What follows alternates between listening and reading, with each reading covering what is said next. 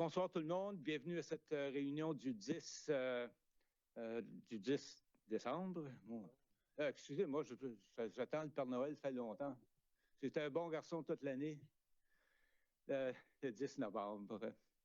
Alors, sans plus tarder, la ville de Dieppe reconnaît que la terre sur laquelle elle tient ses activités fait partie du territoire ancestral et traditionnel non cédé des Mi'kmaq.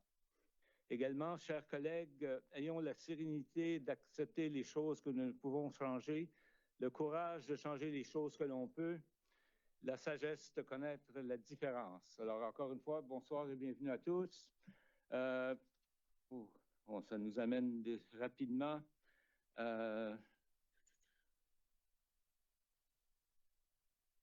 constatation du quorum. Oui, M. le maire, nous avons quorum. Nous avons 2 membres du conseil qui participent à distance et tous les autres sont tous présents ici. Excellent. Alors, est-ce qu'il y a des déclarations de conflit d'intérêts? Rien? Alors, on continue avec l'adoption de l'ordre du jour proposé par la conseillère Turgeon Roy, qui est appuyée par le conseiller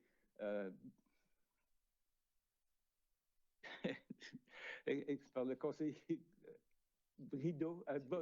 Thibodeau. Ouais, je ne suis pas correct à soir. Aucune question? S'il n'y a pas de questions, ceux qui sont en faveur de la résolution, signifiez-le par un oui, ou de l'avis contraire par un non. La résolution est adoptée telle que présentée. Je suis nerveux, il y a une grosse crowd ici ce soir, là, puis ça me met sur mes nerfs. Ceci étant dit, on va procéder tout de suite avec présentation des requêtes. Est-ce qu'il y a des gens de l'extérieur ou rien comme en termes de requêtes? La première présentation, c'est évidemment la GRC et on verra après s'il y a d'autres commentaires. Alors, bonsoir et bienvenue, Madame la Sergent, et je vous passe le micro. Et voilà. Bonsoir, M. le maire. Bonsoir, bienvenue. Bonsoir, les membres du conseil, les employés de la ville et public. J'aimerais faire un suivi de la dernière réunion. Madame Gobou, vous aviez demandé pour l'école Mathieu Martin s'il y avait eu des plaintes de rapporter au niveau du trafic. Il y a seulement 2 plaintes qui ont été reçues depuis le 1er septembre à l'endroit.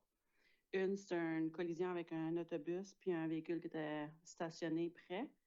Puis l'autre était durant la nuit, qu'il y avait des véhicules qui faisaient des courses dans le stationnement. OK? La ville a aussi demandé une analyse de vitesse sur le chemin de Leblanc et des excès de vitesse ont été constatés, ce qui a provoqué la création d'un dossier demandant aux patrouilleurs d'enforcer les infractions de la route à cet endroit. Le groupe de la police communautaire ont accueilli 10 étudiants pendant la journée invitant nos jeunes au travail 2025. Cette journée a permis à ces jeunes d'être exposés au travail de policiers en écoutant certains policiers partager avec eux leur expérience. Ces jeunes ont appris sur le travail des policiers de la patrouille, des enquêteurs du SEG, du travail des chiens policiers et également des pilotes d'avion de la GRC. Selon les commentaires que j'ai entendus, cette journée fut un succès pour tous. Le groupe de la réduction de la criminalité. Le 16 octobre, des membres de l'unité de la réduction de la criminalité et l'unité intégrée d'application de la loi ont entamé une enquête sur les activités criminelles d'un homme de 47 ans qui opérait dans la région de Kodiak ainsi que dans d'autres communautés du sud-est du Nouveau-Brunswick. L'homme était soupçonné de nombreux vols et d'incidents violents, y compris une introduction par effraction dans une résidence à Bass River au Nouveau-Brunswick.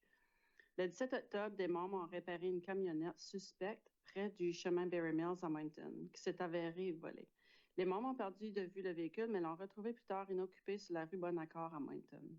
Le véhicule a été saisi et fouillé, ce qui a mené à la découverte de plusieurs armes à feu, de répliques d'armes à feu et de munitions. Finalement, le 21 octobre, les membres ont localisé le suspect dans une résidence de l'avenue Pioneer à Moncton. Grâce à une opération coordonnée entre la GRC de Kodiak et l'équipe d'intervention d'urgence du Nouveau-Brunswick, le suspect a été mis en état d'arrestation. L'individu est impliqué dans une série récente de crimes, générant un grand nombre d'appels de service. Grâce à la patience et au travail dévoué de nos équipes, nous avons pu localiser et appréhender le suspect, mettant ainsi à la fin de sa série de délits. L'homme fait face à de nombreuses accusations et a été placé en détention provisoire. Le 5 novembre, ce groupe a également localisé et mis sous arrestation un individu en lien avec un incident qui a eu lieu à Moncton où un arme à feu a été déchargée. L'assistance de l'équipe d'intervention d'urgence du Nouveau-Brunswick a été requise, étant donné le risque de danger. Le 6 novembre, ils ont également localisé une voiture volée sur une rue du centre-ville à Moncton. Les membres ont été incapables d'immobiliser la voiture à cet instant. Par contre, cette même voiture a été vue à nouveau et a été appréhendée dans un stationnement d'un commerce de la rue Paul à Dieppe.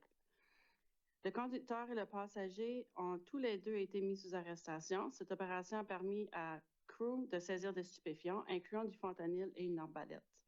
Ces deux individus ont été gardés sous détention en attente de leur enquête sous cautionnement. Le 7 novembre, un policier du Crew était sur sa journée de congé et a observé des activités suspectes en relation avec une voiture stationnée dans un commerce de la rue Paul à Dieppe. L'enquête a déterminé que cette voiture avait été rapportée volée le 10 octobre d'une résidence de la rue Canaan à Dieppe. Ce travail proactif de ce policier a résulté d'une saisie d'ammunition et plusieurs chefs d'accusation ont été portés. L'individu âgé de 31 ans a été gardé sous détention en attente de son enquête sous cautionnement. Alors qu'il revenait d'une arrestation effectuée par l'unité de la réduction de la criminalité, un membre de l'unité intégrée d'application de la loi a observé un homme sortir de l'entrée nord du centre Champlain à Dieppe. L'homme aurait préféré des menaces de poignarder la personne qui marchait derrière lui. Le membre s'est arrêté et a appris d'un témoin que l'homme avait également commis un vol à l'étalage dans un commerce à l'intérieur du centre d'achat. L'homme est monté sur son vélo électrique et le policier l'a placé en état d'arrestation. L'individu a tenté de fuir, mais le policier a réussi de le descendre de son vélo. Il a résisté à son arrestation, mais le policier a pu le maîtriser et lui passer les menottes. L'individu a été identifié et accusé de vol à l'étalage et de résistance à l'arrestation. Il a été libéré avec une promesse à comparaître. Les biens volés ont été retournés au commerce. L'employé qui avait menacé n'a pas souhaité fournir de déclaration. Le groupe de réduction de la criminalité continue avec des opérations multiples de open air afin de contrer la consommation de stupéfiants en public. Pour ce qui a trait de la section des enquêtes générales, le 22 novembre 2024, la GRC de Kodiak a répondu à une dispute où une arme à feu a été déchargée sur la rue Amiraux à Dieppe. Le SEG a fait la continuité de l'enquête et procédé avec l'arrestation de 2 individus. Les 2 individus mis sous arrestation durant l'enquête ont reçu leur sentence. Le 5 mai 2025, Maxime Pierre Ender a reçu une sentence de 3 ans à purger dans un établissement fédéral. Le deuxième individu, Ryan Curtis Melançon, a reçu une sentence de 6 ans à purger dans un établissement fédéral. Pour ce qui a trait de la patrouille, une demande d'analyse de vitesse dans le coin du chemin Leblanc a été, si je me répète, je m'excuse. Le 17 octobre, le groupe tactique de la sécurité routière de Nouveau-Brunswick était présent dans notre région. Comme à l'habitude, nous avons collaboré avec eux pour une opération éclair d'un jour en matière de contrôle routier. Des inspecteurs de l'application des lois sur les véhicules commerciaux du ministère de la Justice et de la Sécurité publique du Nouveau-Brunswick ont également prêté main forte. Au total, 35 véhicules ont été inspectés, dont 12 jugés non sécuritaires et 16 nécessitant des corrections. Lors de cette opération, 119 amendes au code de la route ont été remises, 20 véhicules ont été remorqués et plusieurs autres infractions liées aux véhicules à moteur ont été relevées. Pendant le mois d'octobre, 90 amendes ont été remises. Cette fois-ci, l'infraction d'immatriculation inspirée est celle qui a été remise le plus fréquemment, suivie par l'excès de vitesse et l'excès de vitesse au-dessus de 25 km/h, mais au-dessous de 50 km/h. Pendant le mois d'octobre, un total de 10 cas a été rapporté en lien avec la conduite avec les capacités affaiblies. 41 collisions de véhicules et 8 collisions ont été rapportées causant des blessures. C'est tout pour moi. Merci pour votre présentation. Est-ce qu'il y a des questions ou commentaires de la part des membres du Conseil? Je n'en vois pas. Alors, encore une fois, merci pour toute l'information et on se revoit dans quelques semaines. Demain à la cérémonie. Ah oui, c'est vrai, il y a la cérémonie demain. On se verra là. Alors, c'est vrai. Alors, maintenant, pour la prochaine présentation, Monsieur Alexandre Girard, qui... Oui, une seconde.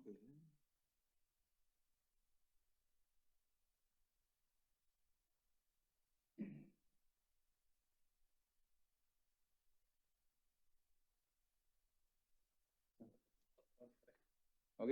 Alors, M. Girard qui va nous présenter essentiellement la présentation pour l'audience publique pour les nouvelles procédures. Donc, merci beaucoup, Monsieur le maire, membre du conseil. Je suis ici ce soir là, pour faire une présentation là, en lien avec des modifications à l'arrêté de zonage et au plan municipal. Ici, on parle d'une modification à l'arrêté de zonage et au plan municipal pour permettre jusqu'à 3 logements accessoires dans les zones R1 et R2. Juste en entrée de jeu, j'aimerais quand même souligner le fait qu'on va regarder une deuxième audience publique. Donc, suite à ma présentation, on va ouvrir une deuxième séance d'audience publique, là, étant donné qu'il y a eu une erreur de publier là, dans l'avis original pour l'audience publique originale qui a pris place le mois dernier. Donc, étant donné de cette erreur, on a, avec prudence, là, fixé une deuxième audience publique là, afin de bel et bien recevoir les objections en lien avec le plan municipal et l'arrêté de zonage. Donc, sur cette note, ici, on va parler là, de l'échéancier total là, du processus, là, encore en lien avec le projet de densification douce. On va aussi là, vous présenter là, les consultations publiques qui ont pris place, la réglementation qui est actuellement en vigueur à Dieppe, l'approche qui est adoptée, les modalités d'application. Donc ici, on parle de l'approche proposée, les modifications au plan municipal ainsi que les mesures d'encadrement proposées et les prochaines étapes. Juste un instant. Donc, le 11 août, les membres du conseil ont fixé une date pour fixer la date de présentation publique, l'audience publique et la recommandation du CCU. On a eu une présentation le 8 septembre. On a eu une audience publique le 14. On est présentement en deuxième audience publique là, suite à ma présentation. La recommandation du comité consultatif en matière d'urbanisme prendra place le 19 novembre. Pour revenir au conseil là, pour une prise de décision sur le projet d'arrêté proposé. Donc, vous avez devant vous là, essentiellement une liste d'initiatives de consultation publique qui a déjà pris place en lien avec l'initiative qu'on propose. On a présenté des concepts, on a eu l'opportunité de communiquer, de transiger avec plusieurs résidentes de la municipalité, en lien avec des propositions de densification douce. Donc, ici, on avait l'opportunité de regarder à différentes formes, différents styles architecturaux, différents gabarits de bâtiments. On a aussi publié un sondage en ligne où ce que les gens avaient l'opportunité de nous soumettre à l'écrit de la rétroaction là, par rapport aux affiches, par rapport à l'information qui avait été circulée lors du forum sur la croissance. On a aussi fait des publications du projet d'amendement sur la plateforme Dialogue Dieppe. Donc là aussi, on utilise encore là le mécanisme plutôt légal de faire des avis publics pour informer les résidents, résidentes là, de notre procédure légale. Donc ici, on parle de la présentation publique, de l'audience publique. Donc on a envoyé une infolette pour aviser les gens. Et donc aussi, encore là, les 2 avis d'audience publique qui ont été publiés. Donc, à l'heure actuelle, les logements accessoires à l'intérieur de la municipalité sont permis à l'intérieur d'un contexte de zone R1, R2, R3, RHM. Donc, il y a plusieurs zones à l'intérieur de la municipalité qui permettent déjà des logements accessoires. Encore là, ces paramètres sont établis à l'intérieur de l'arrêté de zonage. Sont présentés là, devant vous. Donc, ici, on parle les conditions là, qui sont établies avec le logement accessoire. Ne pas occuper un aire supérieure de 35% de l'aire brut de plancher de l'habitation. Le lot reçoit tous les services municipaux. Un emplacement de stationnement supplémentaire est exigé. Un point d'accès à l'entrée commun avec l'habitation principale. Un pavillon jardin est également permis à l'intérieur des zones que j'ai mentionnées. Il y a certainement différentes exigences qui s'appliquent, mais encore là, sont encadrées à l'intérieur de l'arrêté de zonage. Les exigences ici On parle d'être situé à 2,4 mètres au moins d'une limite latérale ou à 6 mètres de la limite arrière. Donc, encore là, l'objectif, c'est de ne pas avoir un bâtiment trop proche des lignes de propriété. Ne peut pas dépasser 4 mètres en hauteur de bâtiment et 6,7 mètres de hauteur au point le plus haut. Ici, c'est plutôt une exigence de gabarit. Être situé sur un lot de 900 mètres carrés. Ne peut pas dépasser 75 mètres carrés en air brut. Le lot reçoit tous les services. Un emplacement de stationnement est exigé également. Le point d'accès de l'entrée doit être commun. Donc, qu'est-ce qui est proposé comme modification au plan municipal? Donc, encore là, ici, avec l'initiative qu'on vous présente, on voit là qu'il y a une nécessité d'amener un certain niveau de modification à notre plan municipal et principalement au texte. Donc, ici, on propose d'abroger le principe 2, ici, là, qui fait plutôt référence à une définition de densification ou de densité faible, moyenne et haute densité. Et qu'est-ce qui est proposé ici de remplacer ce principe qu'on élimine. On vous propose ici là, d'adopter plutôt un principe qui est plutôt lié à des aspects qualitatifs. Donc, si je peux vous le lire. Donc, le conseil a pour principe de reconnaître l'évolution et la diversité des besoins en logement et d'y répondre en permettant des possibilités de densification douce des secteurs résidentiels existants par l'ajout de jusqu'à 3 unités de logement accessoires en lien aux habitations unifamiliales. Donc, on proposait aussi d'ajouter le principe 16. Le conseil a pour principe d'assurer l'intégration harmonieuse des unités de logement accessoires au sein des quartiers résidentiels. Avec une proposition, il est proposé que le conseil veille à établir et maintenir des exigences claires concernant l'ajout d'unités de logement accessoires afin d'encadrer la densification douce et d'assurer la prévisibilité du cadre bâti et des espaces de stationnement. Donc, l'approche qui est proposée ici s'applique vraiment sur 3 piliers. Le premier, c'est l'alignement avec les principes du plan municipal. Donc, l'approche doit s'inscrire avec les principes qu'on vous propose en termes de modification au plan municipal. Ne pas nécessiter des modifications majeures à des orientations fondamentales du plan municipal. Respecter dans une large mesure les principes directeurs déjà établis, tout en répondant aux enjeux des objectifs formulés suite à la signature de l'entente. Ici, on parle de l'entente liée avec la Société canadienne d'hypothèques et logements. Donc, la préservation du cadre bâti existant. Donc, ça, c'est un élément et l'approche qui a été préconisée de vous faire une proposition en lien avec des logements accessoires et non de juste permettre 4 logements de plein droit. Donc, développer une approche qui permet d'augmenter la densité sans transformer profondément le tissu urbain établi dans les secteurs résidentiels de faible densité. Assurer une intégration harmonieuse des nouveaux logements dans le cadre bâti existant. Et puis le dernier, intégration des commentaires résultant de la consultation publique. Donc, comme j'ai mentionné, on a eu quand même l'opportunité d'avoir des bonnes discussions avec les gens qui ont eu l'opportunité de visualiser l'information qui a été présentée pendant le forum sur la croissance, mais aussi avec la rétroaction subséquente. Donc, qu'est-ce qui est proposé en termes de conditions architecturales, de gabarit, ceci prend en compte quand même la grande majorité des commentaires dans la forte mesure du possible. Là. Donc, vous avez devant vous une carte de tous les secteurs de la municipalité qui sont zonés R1 et R2. Donc, comme vous pouvez voir, il y a quand même plusieurs terrains affectés par cette initiative. La carte illustre en même temps tous les terrains localisés à l'intérieur de la zone R1 et R2 qui ont une superficie de 700 mètres carrés et plus. Donc, le 700 mètres carrés, c'est le critère d'éligibilité qu'on vous propose en termes de permettre l'initiative. Ceci se traduit par à représenter environ 80% des logements ou des propriétés localisées à l'intérieur de la zone R1 et R2. Donc, vous avez devant vous une carte qui illustre tous les terrains à l'intérieur de la zone RU, RHM et R3.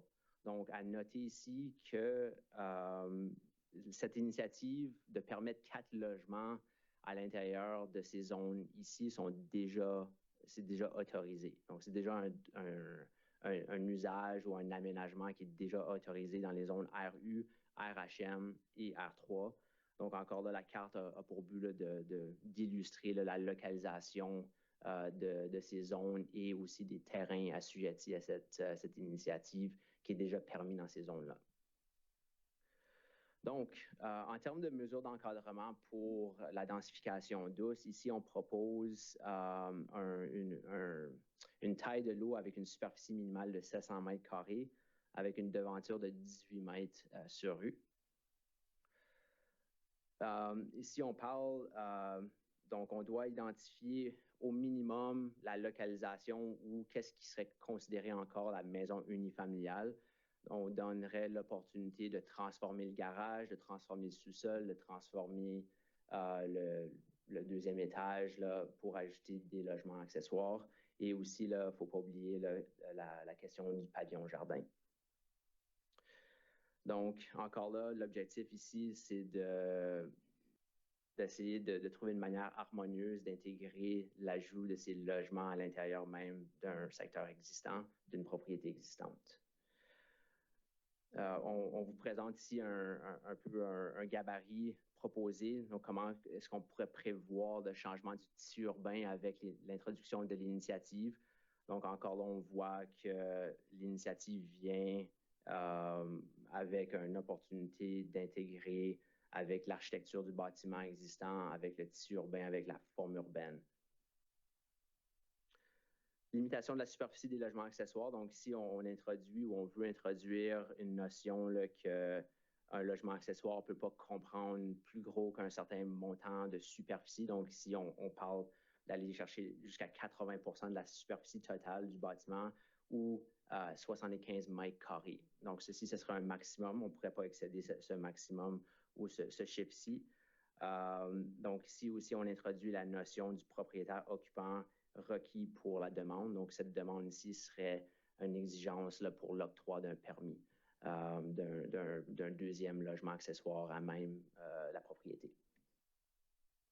Les retraites de bâtiments proposées, encore là, 6 mètres de la cour avant, 6 mètres de la cour arrière, 3 mètres de la cour latérale. On vous propose de mettre un maximum de portes ayant une devanture sur rue publique, encore là, dans l'objectif de préserver le caractère résidentiel, de préserver l'architecture prédominante là, des secteurs existants. Et puis, l'exigence serait d'ajouter un espace de stationnement par logement créé ou par logement qui est établi sur le site. On permettrait aussi des places de stationnement en tandem. Donc, encore là, l'objectif ici, ce n'est pas d'avoir du marquage sur les entrées de cours afin, encore là, de préserver le caractère résidentiel des secteurs existants. Ça serait de permettre quand même l'opportunité de se stationner dans l'entrée de cours, quand même suivant une proposition là, de permettre des places en tandem. Encore là, vous avez une image ou une diapositive qui vous illustre les différentes configurations de stationnement possibles. Stationnement en cour avant, stationnement en cour arrière, stationnement en cour latérale quand ce sera quand même opportun de le faire. Donc, la prochaine réunion ou la prochaine étape là, du processus de modification au plan municipal et à l'arrêté de zonage sera une recommandation du comité consultatif en matière d'urbanisme le 19 novembre avec un retour d'une recommandation pour une prise de décision le 24 novembre pour le conseil. Donc, sur cette note, ceci conclut la présentation publique. Donc, je vais donner la parole à M. le DG. Oui. Merci beaucoup. Alors, M. le maire, oui. Nous avons reçu des commentaires suite à l'annonce de l'audience publique. Alors, je vous laisse le soin de nous conformer pour suivre la prochaine étape. Oui, c'est la prochaine étape, c'est ça. Alors, si vous pouvez dire qu'on est dans le cadre de l'audience publique qui est ouverte. Et voilà. Alors, avec la nouvelle procédure qui est en place, maintenant, au lieu de faire la lecture de chaque commentaire reçu, on a maintenant le format de sommaire des commentaires qui a été préparé par le personnel qui reflète quand même tout l'essence de ce qui a été partagé. Alors, ce soir, c'est la première occasion qu'on procède de cette manière ici. Mais je profite aussi de l'occasion que les commentaires reçus lors de la dernière audience publique ont été également reçus et ont été aussi pris en considération. Et alors, je vais de l'avant avec les commentaires, le sommaire qui était préparé. Nous avons reçu 5 commentaires, dont 4 étaient des oppositions et 1 était en faveur du projet d'amendement. En premier, 2 résidentes ont exprimé leur inquiétude liée au stationnement, c'est-à-dire stationnement sur les pelouses et plus de voitures aux bordures de rue et ses effets sur la visibilité. Deuxième, 2 résidentes sont préoccupées par les effets sur la qualité de vie et tranquillité en raison du bruit et du rapprochement des voisins. Troisième, 2 résidentes ont souligné le risque de dégradation des quartiers en raison du manque d'entretien associé d'une part à un usage locatif, d'autre part à un manque d'espace de remisage ainsi que la diminution du sentiment d'appartenance. En quatrième, une résidente met en doute que les règlements municipaux prévus pour encadrer la densification douce seront appliqués de façon suffisamment rigoureuse pour en atténuer les effets. En dernier, une résidente mentionne que la possibilité de couverture de la maison en logement locatif fait augmenter la valeur des propriétés et augmenter les taxes. Le commentaire en faveur des projets d'amendement fait mention des éléments suivants.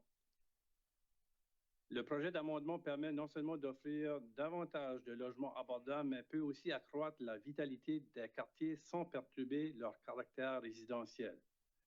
En deuxième, les incitatifs financiers sont une opportunité de soutenir la population croissante de Dieppe et d'améliorer les infrastructures sans imposer un fardeau important aux contribuables.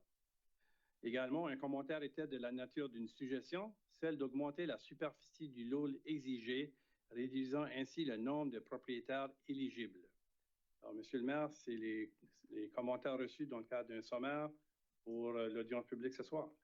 Merci. Maintenant, est-ce que dans notre vaste public ici ce soir, il y aurait quelqu'un qui serait intéressé à commenter sur ce projet?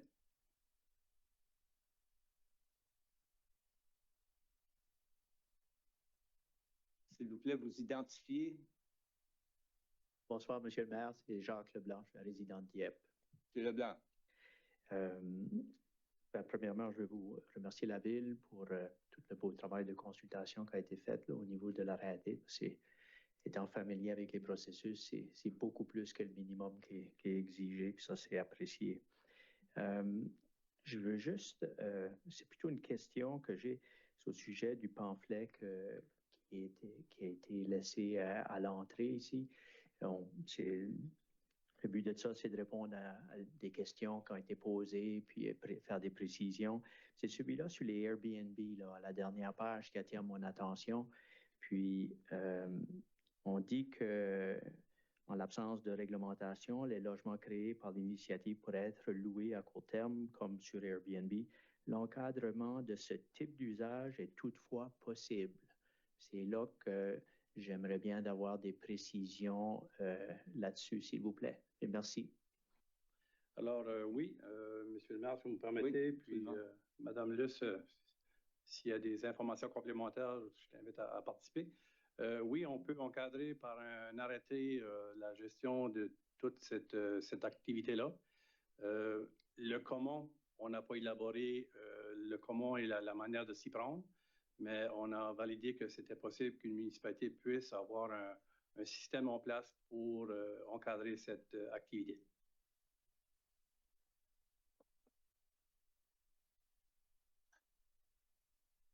Je suis peut-être assis trop vite. Merci pour la réponse, Monsieur Mélenchon. Je trouve que c'est une bonne nouvelle, puis j'encouragerais la Ville à s'activer rapidement là-dessus dans les prochains mois même. Ça peut être un défi, mais je pense que la Ville en a bien besoin, puis si ça peut servir d'exemple pour d'autres municipalités ailleurs, tant mieux. Monsieur le maire, je vais complémenter en disant également, parce que j'ai été directement à la question, mais il suffit que vous avez partagé que la municipalité pourrait être un exemple, on continue les discussions avec la province, parce qu'on pense toujours qu'il doit y avoir un encadrement au niveau provincial pour cette activité ici. Alors, cette démarche-là se poursuit et la discussion avec la province se poursuit également. Merci. Merci bien. Est-ce qu'il y a d'autres commentaires ou personnes qui veulent Une fois, deux fois, trois fois, quatre fois, cinq fois? Non?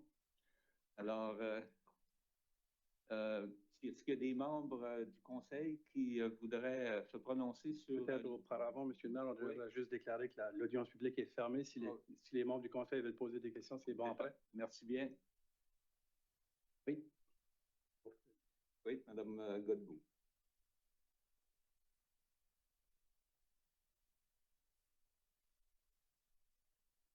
Je pense que j'ai frappé tous les téléphones de celui-ci. Non? Voilà. Si, je ne prendrai pas beaucoup de temps. À mesure qu'on avance avec cet élément ici, il y a des questions qui me viennent à l'idée. Et non pas dans les détails du travail. Je félicite les urbanistes pour le travail exceptionnel qu'ils ont fait à présenter un projet pour essayer de limiter l'impact quand même de la densification douce. Et puis, c'est clair que l'effort a été mis là-dessus pour bien l'encadrer. Moi, ma question devient plutôt, on se projette de l'avant quelques années. Alors, quand je regarde, par exemple, les zones concernées par le projet d'amendement, où est-ce que tu nous donnes un portrait en avant, où est-ce que le R1 et le R2 auraient un impact. On a des zones, par exemple, là-dedans qui ne sont pas encore développées. Si un jour, on voulait, comme municipalité, on se trouvait dans un débalancement peut-être de logements des résidentiels multiples, plutôt que des résidences unifamiliales, par exemple. À un moment donné, on avait plusieurs maisons unifamiliales à Dieppe. Là, à cette heure, on a créé une balance peut-être un petit peu plus égaux avec des multirésidentiels. Ça évolue avec le temps. On entend souvent de nos résidents nous dire on aimerait que quand même nos enfants puissent venir ici, avoir des maisons unifamiliales encore et trouver cette balance-là de qualité de vie dans notre ville. Une des questions que j'ai, c'est 5 ans d'Astor, disons qu'on a un débalancement sur ça, puis il n'y a pas beaucoup d'offres et de disponibilité de maisons unifamiliales. Aurons-nous les moyens d'encadrer et de mettre en place de la réglementation pour encourager le développement de l'unifamilial plus? Ou est-ce qu'on va être limité par le zonage qui est en place qui permet les développeurs de faire autre que du unifamilial? J'essaie de me projeter dans le temps pour bien comprendre quelle flexibilité on pourrait perdre dans le futur. C'est une excellente question. Du point de vue, je pense que l'élément qui est important quand même de mentionner ici, c'est qu'on n'empêcherait pas le développement de maisons unifamiliales dans les zones R1, R2, RU, R3 à ce stade ici. Donc, les promoteurs, les gens ont quand même l'opportunité de développer la maison unifamiliale à titre de logement. Quand ça vient à toute la question du ballon, ceci devient plus complexe parce que la question du ballon est bien souvent menée par différents acteurs, différents enjeux socio-économiques. Donc, dans les années 2000, même avant ça, la maison unifamiliale, comme je l'ai présenté à plusieurs reprises dans l'avancement de notre stratégie de croissance urbaine, on voit vraiment là, que la maison unifamiliale a été prédominante à Dieppe. Et puis, depuis les dernières années, on voit que ceci se transforme en différentes typologies, donc les semi-détachés, les maisons rangées et les habitations multifamiliales. Donc, pour revenir à la question de est-ce qu'on a des mécanismes pour revenir à juste la maison unifamiliale, je pense qu'il faut quand même noter que l'arrêté de zonage puis le plan municipal, ce sont des documents qui sont adoptés par les membres du conseil. Donc, ce sont vos documents, ultimement. Et donc, si qu'on voit que on n'a plus vraiment l'opportunité de développer pour une raison ou une autre des maisons unifamiliales, mais c'est sûr que notre service, on pourrait voir à des mécanismes de modification à l'arrêté de zonage au plan municipal pour peut-être vouloir encourager d'une part ou d'une autre la maison unifamiliale. Donc, le fait de permettre ne fait pas nécessairement en sorte que ça va se traduire activement pour cette typologie d'habitation-là. Donc, même si la maison unifamiliale est permise à travers la municipalité dans plusieurs zones résidentielles, ceci ne fait pas en sorte qu'elle est une forme de développement qu'on voit de plus en plus pour les raisons socio-économiques que je mentionnais. Donc, le prix de la main-d'œuvre, le prix des matériaux augmente. Donc, toute la question entourant la maison unifamiliale, c'est une question qui est extrêmement complexe. Il y a quand même des changements substantiels qui prennent place par rapport à la démographie. Donc, il faut quand même prendre en note qu'il y a un vieillissement de la population. Il y a aussi un changement démographique par rapport au niveau culturel. Donc, ce sont peut-être plus nécessairement des typologies où la maison unifamiliale n'est pas nécessairement une typologie d'habitation qui était aussi désirable qu'elle l'aurait été peut-être 20 ans passés. Donc, on voit quand même une tendance vers d'autres formes de développement. Et puis, donc, pour revenir à un contexte où est-ce que la maison unifamiliale consomme 80% des nouvelles résidences, ceci serait très difficile de revenir à cette tendance-là pour, comme j'ai dit, plusieurs différentes raisons, là. Donc, pour revenir pour en faire une longue histoire courte, je pense que c'est important de mettre en contexte que l'arrêté de zonage puis le plan municipal appartient au conseil. C'est un document qui a comme objectif là, quand même de projeter la vision de sa population, mais ce n'est pas un document qui demeure statique, c'est un document qui devient dynamique au fur et à mesure qu'il y a des nouvelles tendances. Donc, j'espère que ça répond quand même en partie à votre question. Ça répond à la question. Merci pour la discussion, parce que ça évoque la discussion. Pour moi, la perspective que j'y apporte, c'est on fait le cas vraiment fort de la densification douce. Oui. On comprend le pourquoi. Et puis, je tiens à le signaler, il y a un raisonnement logique qui a été développé, qui est là, puis qui a un fondement. Mais elle vient quand même à un coût qu'on ne peut pas ignorer, puis qu'on ne devrait pas ignorer, puis qu'on devrait faire sûr que nos résidents comprennent. Fait que pour moi, c'est ça, c'est une tendance qui s'éloigne justement de pouvoir nécessairement avoir plus de développement de résidences unifamiliales à Dieppe. Puis on va voir une baisse, une tendance. En lisant ça, c'est certain qu'on est en train d'encourager autre que ça. Fait que pour moi, il va falloir qu'on regarde ça à un moment donné. Si c'est ça qu'on va faire, quand on va regarder le développement, on aurait peut-être des incitatifs à faire pour regarder à quel point on veut faire ça, qu'est-ce qui sont les autres outils qu'il va falloir qu'on mette en place si on veut pouvoir avoir des maisons unifamiliales, même si c'est les petites maisons, les autres choses, les autres façons d'avoir l'unifamilial qu'on l'a eu traditionnellement à Dieppe. On l'a eu à Dieppe longtemps, on l'a eu d'une telle façon. Y a-t-il d'autres façons de le faire? Puis moi, ce qui me préoccupe un peu, puis ce qui me dit un désavantage, je devrais dire, de ce qui est offert, c'est une fois qu'on a changé le rezonage, c'est un usage permis.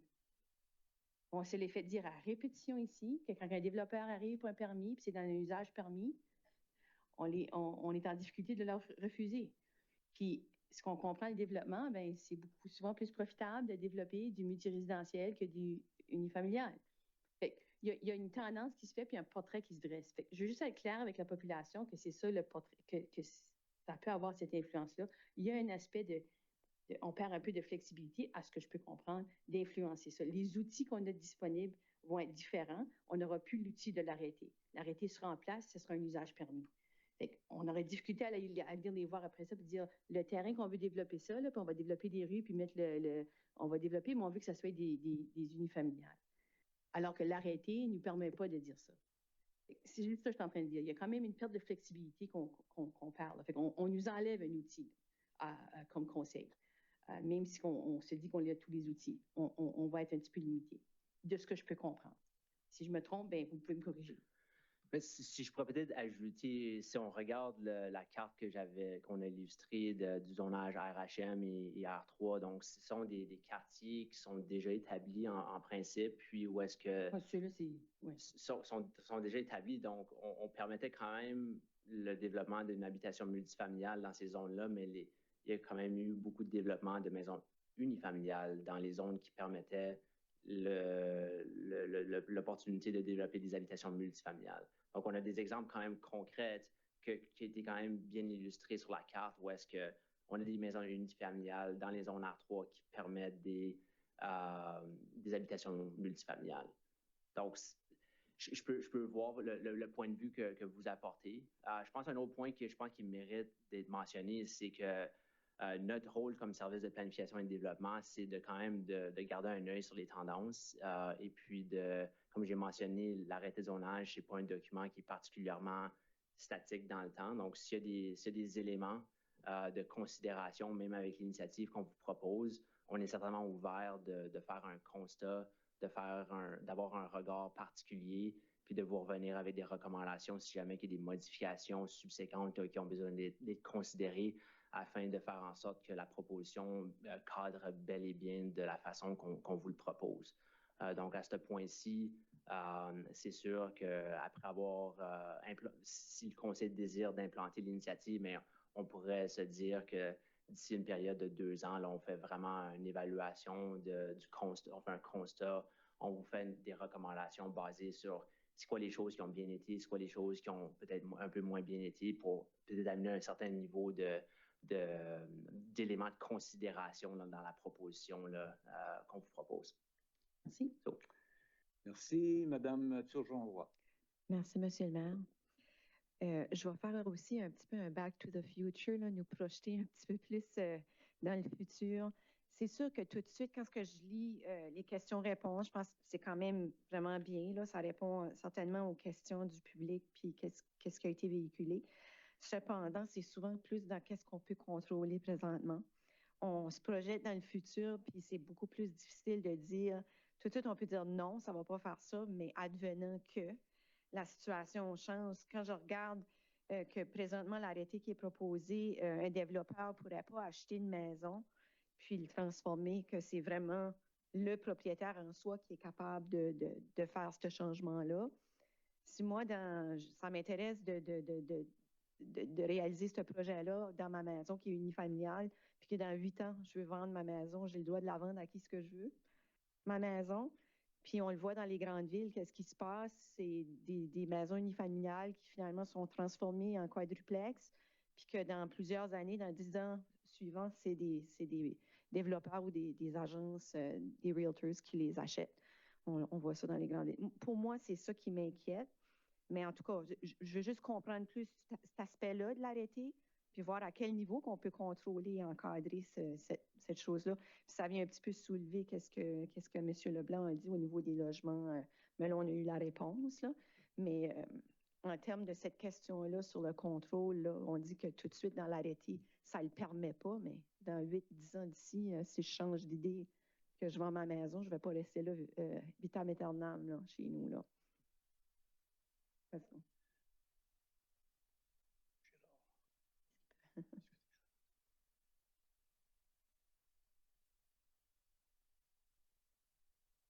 Merci beaucoup. Donc, merci encore pour la question. Donc, qu'est-ce qu'on propose comme initiative ici? C'est d'avoir un contrôle du propriétaire occupant au niveau de l'octroi du permis. Donc, comme vous l'avez mentionné, c'est sûr qu'à long terme, la question du contrôle devient très difficile pour la municipalité de contrôler genre l'achat-vente et puis qui est-ce qui va vivre sur un terrain dans une période de 8 ans ou de 10 ans. Donc, à l'intérieur de la mesure qu'on vous propose, on vous propose une mesure qu'on peut contrôler à l'octroi du permis. Malheureusement, on n'a pas les mécanismes de faire le suivi à long terme. Si je me trompe par rapport aux mécanismes, selon nous, il y a certainement des difficultés de faire le suivi à long terme. Mais je pense que l'objectif ici, c'est de permettre des gens de transformer leur logement, leur habitation unifamiliale pour effectivement créer des logements accessoires. Donc, je pense que toute la question du propriétaire occupant, je pense qu'on peut bien le contrôler au début, mais comme qui a été mentionné, la question du contrôle à long terme, on est transparent quand même. Il y a quand même des limitations à qu'est-ce qu'on peut faire comme contrôle. OK. Je voulais juste le clarifier parce que ça disait non, comme dans la réponse, c'est non selon l'arrêté, mais oui, c'est vraiment juste à l'octroi du permis. C'est à l'octroi. Ça va me permettre de répondre à ces questions-là qu'on reçoit. Là. Puis, je voulais juste aussi reconnaître pleinement l'importance de ce projet-là aussi.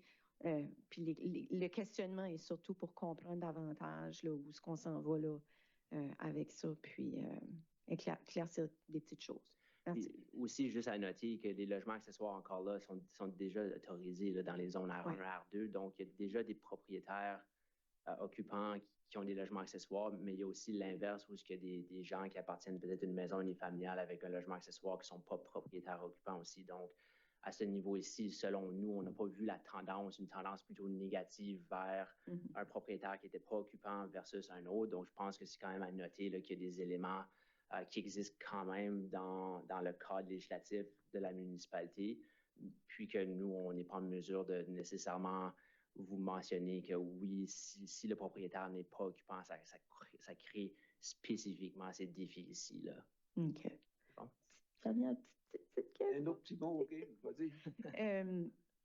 Ça fait que je pense qu'on a déjà répondu ça, mais je pense pour le public, là, parce que quand on s'en parle, il n'y a pas question avec cette subvention-là là, qu'on applique là, à ce projet-là, d'avoir une clause grand-père, de dire on va le faire pour les nouveaux développements. Donc, ceux que ça ne s'applique pas tout de suite, on ne va pas les toucher, mais on s'étend vraiment à... OK. Alors, on a réellement, M. le maire, si vous me permettez, pour donner une petite pause à Alexandre. Il ne faudra pas qu'il aille trop loin parce qu'il y en a deux autres qui veulent parler. Moi, Alexandre, j'ai toujours besoin de l'aide. Alors non, on a regardé, on a même, tu sais, la superficie, on a poussé fort à aller encore plus grand pour notre population, pour notre territoire. Alors, les objectifs, vous le savez bien, un programme d'infrastructure fédéral, c'est un peu un programme pour tout le monde. On voit comment est-ce qu'on peut s'intégrer et s'adapter.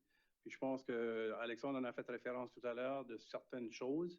Nous, qu'est-ce qu'on peut se commettre, c'est de dire qu'on va, sur une période chaque année, regarder les répercussions, l'impact, s'il y a des changements significatifs, et par la suite être en position de revenir au conseil et de dire, voici qu'est-ce qu'on voit comme tendance, on est confortable de vous recommander autre chose. Mais pour le moment, lorsqu'on regarde, on a un avantage, c'est qu'il y a d'autres municipalités qui ont eu du financement un an plus tôt que nous.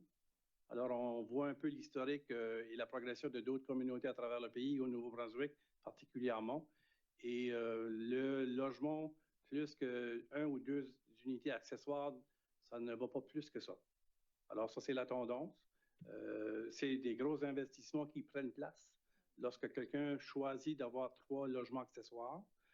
Ça vient aussi des coûts d'entretien et réparation.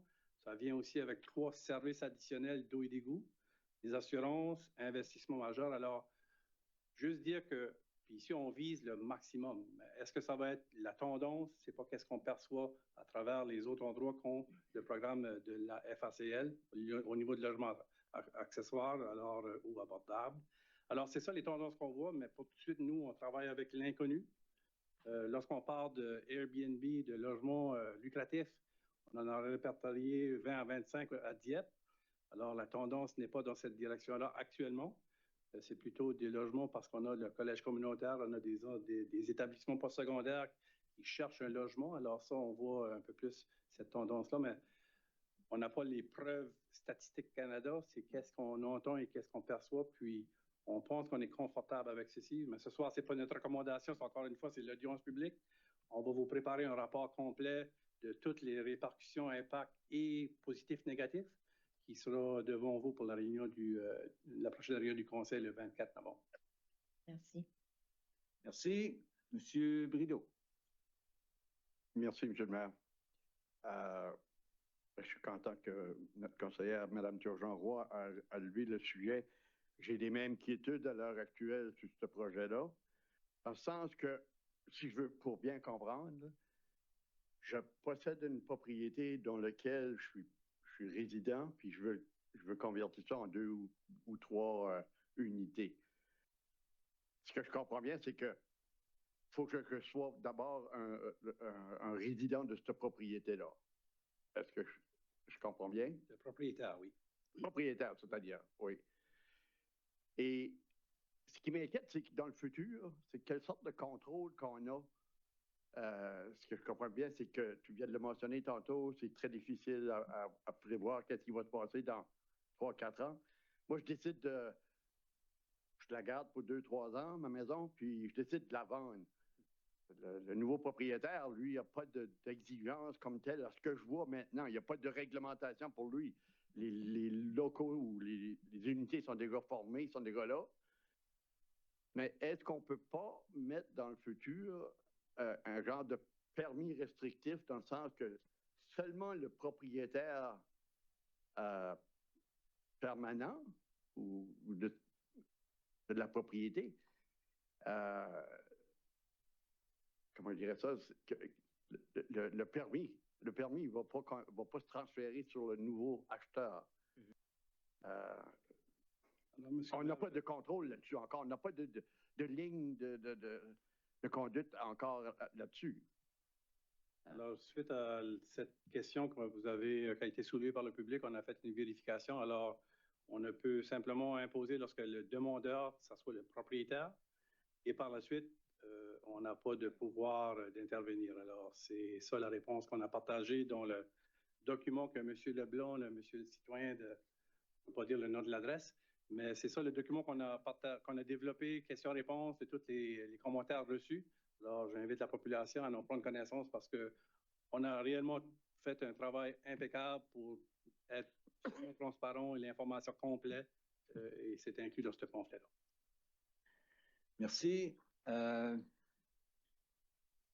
Madame, Madame Mélissa. Merci, Monsieur le maire. Premièrement, merci beaucoup, Alexandre, pour ton travail avec la présentation qui a été faite, puis pour toutes les réponses qui sont fournies jusqu'à maintenant concernant ça, ce projet. Je voulais juste justement mentionner par rapport au document là, qui a été circulé sur la densification douce, la question-réponse. Merci d'avoir fait ce document-là. Je pense que ça aide aussi aux citoyens à comprendre certains éléments. C'est comme une autre façon de voir l'information pour comprendre, mais aussi s'il y a d'autres questions qui viennent suite à cette lecture-là, comme on a vu ce soir, c'est important de produire ce genre de documentation pour que ça soit accessible aux gens. Donc, merci pour ce travail-là. Merci, Monsieur Thibodeau. Merci, Monsieur le maire.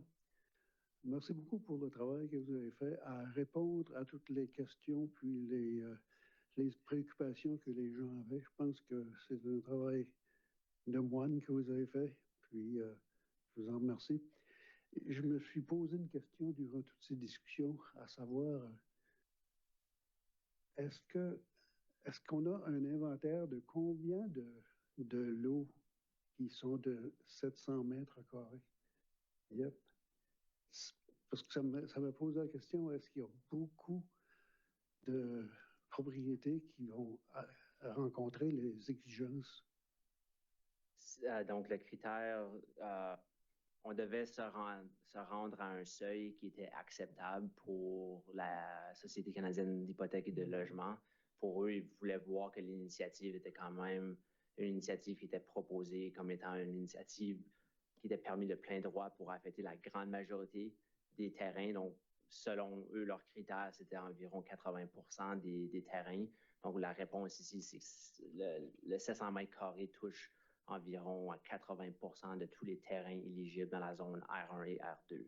Ça se traduit, je pense, dans un chiffre d'environ 3000 cubes de terrain. Là. Donc, c'est 80% de tous les terrains à l'intérieur de la zone R1 et R2. Merci, ça répond à la question. Merci, Monsieur Lantaigne. Merci, Monsieur le maire.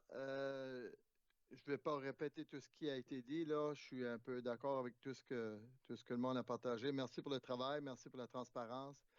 Moi, je veux juste, c'est des commentaires surtout, mentionner que je partage les préoccupations de nos citoyens. Quand on entend toutes les 60 quelques lettres qui ont été lues, je pense qu'il y en avait 3 qui étaient en faveur, puis il y en a qui avaient beaucoup ou qui avaient des restrictions en tant que telles. Donc, puis aussi avec ce que j'entends dans la communauté, c'est le même écho. Ce que je trouve, c'est que ça va. Je sais que les choses évoluent, les villes, avec toute l'immigration, l'évolution des choses, on peut pas. Le statu quo n'est pas nécessairement la solution. Mais je trouve que ça va un peu à l'encontre, tout ceci, d'une ville organisée, là, comme ça doit être, avec des différents zonages, etc. Donc, pour cette raison-là, moi, je pense j'ai de la difficulté avec le fait qu'on pourrait faire ça dans les développements existants. J'aurais pas de problème à voir qu'un nouveau développement dans un coin de la ville où un développeur veut faire un nouveau développement, puis que ceci serait permis. Ça fait que les gens qui vont faire l'achat de propriété dans un tel développement sauraient d'avance ce qui est permis. Donc, c'est un peu ça mes commentaires. Puis je comprends aussi que, ben, avec toutes les restrictions que l'on a, que c'est pas nécessairement, il n'y en aura pas des tonnes là, de personnes ou de gens qui vont profiter de ceci, mais pour moi, ça reste quand même que l'option va être là. Puis, je suis préoccupé par le contrôle qu'on pourrait perdre. Si on pouvait s'assurer que le propriétaire vend, et si un propriétaire vend, puis qu'un nouveau propriétaire achète, qu'on a des règlements qui permettent de faire en sorte que le nouveau propriétaire doit rester sur place, mais ce n'est pas le cas. Donc, je voulais juste partager ces commentaires-là. Donc, j'ai certaines restrictions face à ce projet-là, quoique je reconnais que c'est un projet, je reconnais la provenance et le logement abordable, mais je pense qu'on a aussi, il y a d'autres façons de faire du logement abordable. Ça fait que je voulais juste apporter, on ne vote pas ce soir, mais à date, c'est un peu de cette façon-là que je vois les choses. Puis on verra ce que le CCU va nous recommander. Merci, M. le maire. Merci. Juste pour corriger, ce n'est pas une soixantaine de choses qui ont été reçues, c'est 30. Monsieur le conseiller. Merci, M. le maire. Ben, je ne vais pas répéter tout ce qui a été dit. Pareil que moi, mais moi, tout, j'ai la même inquiétude parce que j'ai déjà expériencé dans mon quartier où du monde de l'extérieur avait acheté une maison comme un investissement, puis ils ont loué, ils ont fini la cave, puis ils ont montré ça, c'est deux. J'ai peur que la tendance se donne des grosses maisons que le monde qui ne vit pas là ou qui ne vient même pas de la région, puis ça devienne qui les rentre, puis je ne veux pas parler mal contre le monde qui rentre, mais le monde qui appartient à sa maison habituellement est plus conscient de son parcours. Moi, pour cette raison-là, je ne suis pas 100%, je ne sais pas quoi ça va ressembler, c'est nouveau, on ne l'a jamais vu, on va peut-être le voir, peut-être pas, mais c'est cette tendance-là qui est là, un peu. C'est ça, ça va rouvrir une autre opportunité pour du monde d'acheter des grosses maisons par ici, puis les diviser en 4 loyers. Ça, c'est tout, c'est tout ce que je voulais mettre pour ça. Merci. Merci, Monsieur le conseiller. Je pense que tout le monde a eu pas mal une chance de questions rapides. Vous connaissez ça, une question rapide? OK. Allez-y. Oh, le prochain. Merci. Parmi les façons qu'on pourrait mitiger le risque de l'incertitude qu'on a face à les nombres de propriétés qui pourraient être modifiées, est-ce qu'on a la discrétion de limiter à chaque année le nombre de types de permis qu'on émettrait pour ce genre de modification-là? Est-ce qu'on a cette discrétion-là à l'intérieur de... Puis tu n'as pas besoin de répondre ce soir, mais une des questions que j'avais, je me disais, bien, si on se voit dans la situation où on implante la diversification d'use comme qui est présentée, puis qu'on est quand même dans un cadre d'incertitude, est-ce qu'on pourrait se donner des montants annuels pour dire, regarde, le nombre de permis annuels et puis qu'on augmente avec le temps pour se dresser? Est-ce qu'on a cette discrétion-là? Est-ce que ça fait partie des outils qu'on a à notre disponibilité comme conseil? C'est une question que j'avais. Une réponse rapide, je dirais que non, mais on peut le confirmer là, à l'écrit pour faire suite au rapport là, qui sera déposé le 24 novembre. Ma connaissance, c'est soit si on parle d'un usage permis sous determinées conditions, l'habitude, on ne fonctionne jamais avec des quotas, donc c'est plutôt comme genre comment est-ce qu'on encadre le développement autre qu'est-ce que genre l'arrêté de zonage le permet.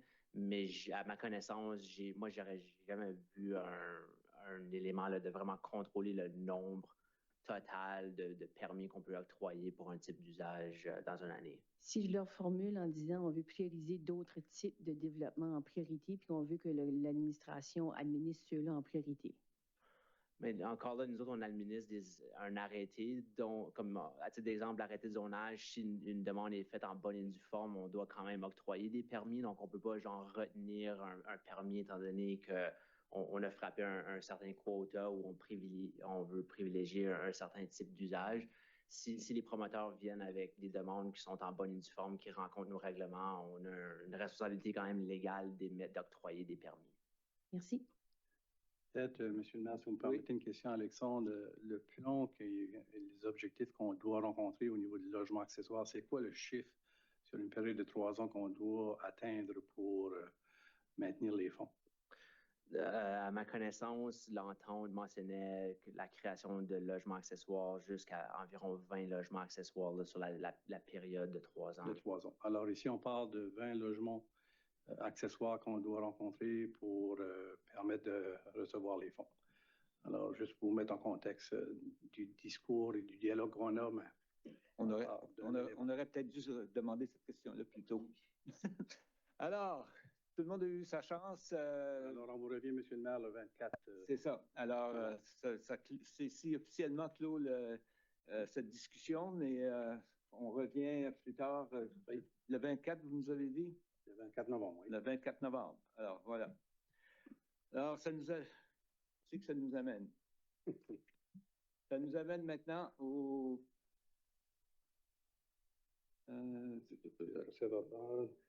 Non, question du public, M. le maire. Question du public. Oh.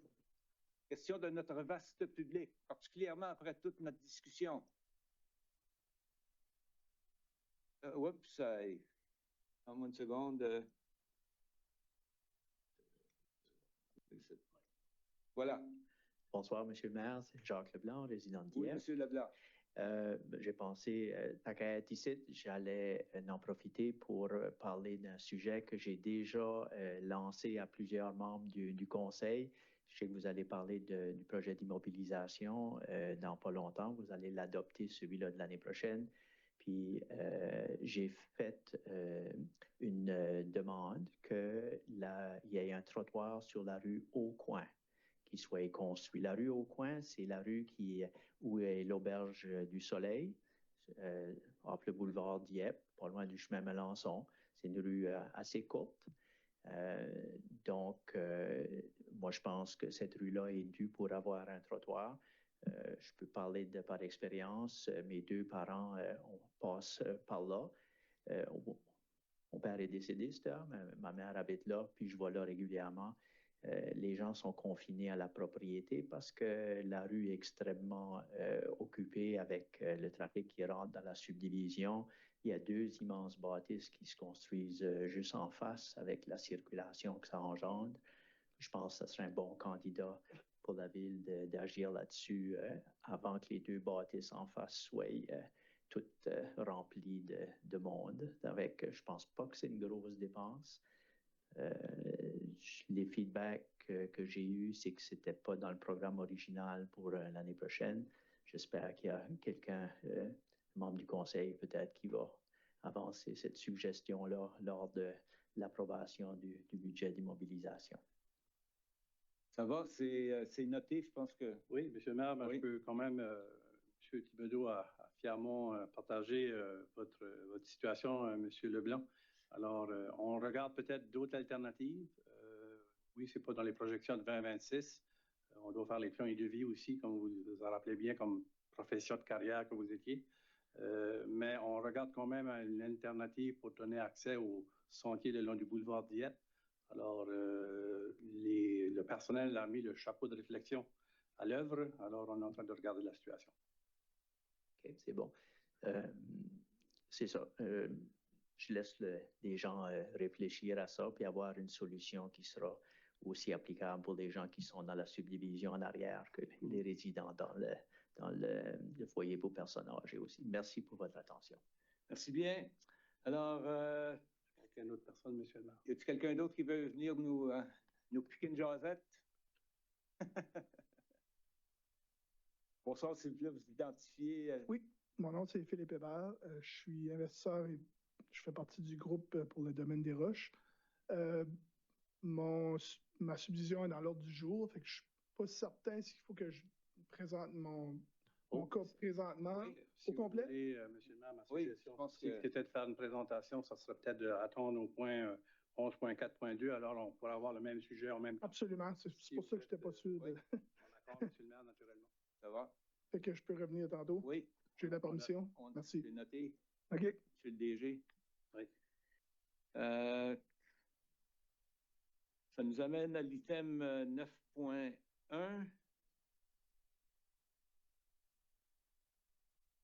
9.1, 9.2, rien. Rien sur le site web ce soir, M. le maire. Non. Alors, ça nous amène à l'item 10 pour adoption du procès-verbal de la dernière réunion, qui était le 27 octobre, pour une résolution proposée par le conseiller Thibodeau, appuyée par la conseillère Turgeon-Roy, sur la question. Est-ce qu'il y en a qui ont des questions? Aucune question de la part des membres du conseil. Alors, ceux qui sont en faveur de la résolution signifient par un oui, du contraire par un non.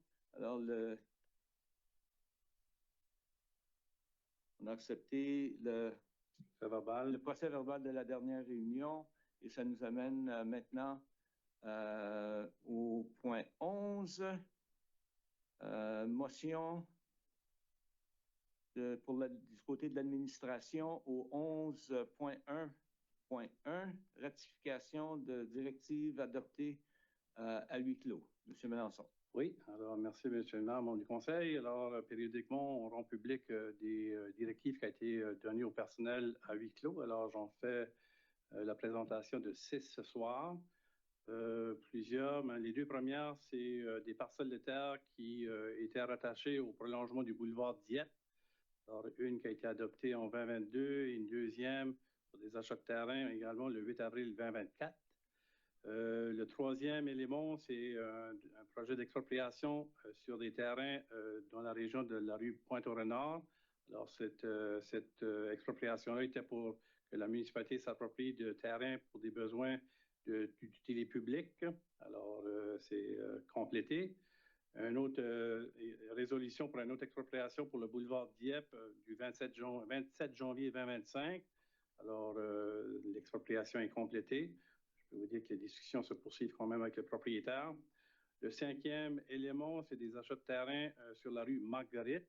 Alors, la rue Marguerite, c'est une rue avec un cul-de-sac. Alors, c'est à l'extrémité d'avoir une parcelle de terre pour permettre le virage de véhicules.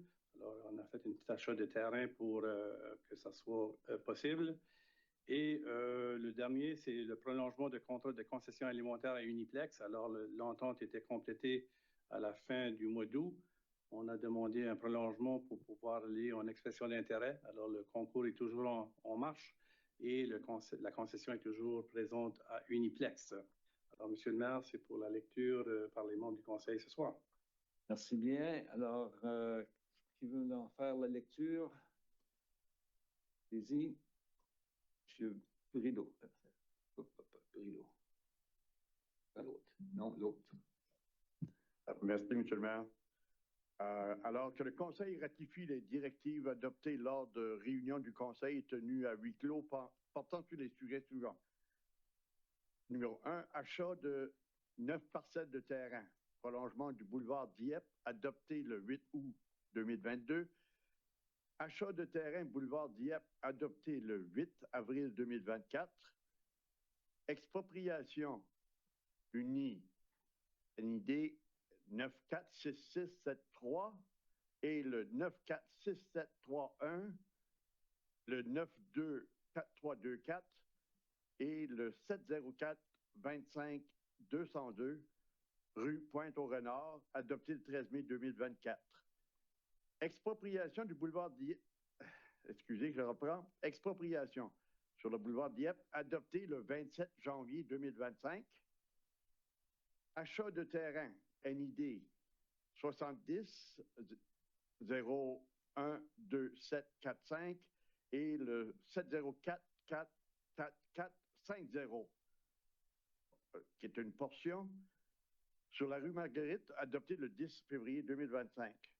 Et en dernier, la prolongation d'un contrat de concessionnaire alimentaire, la place Uniplex, adopté le 11 août 2025. Alors, M. le maire, je vous la propose.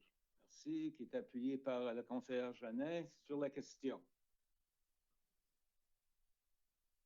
Aucune question. Alors, ceux qui sont en faveur de la résolution, signifiez-le par un oui. Oui. Oui.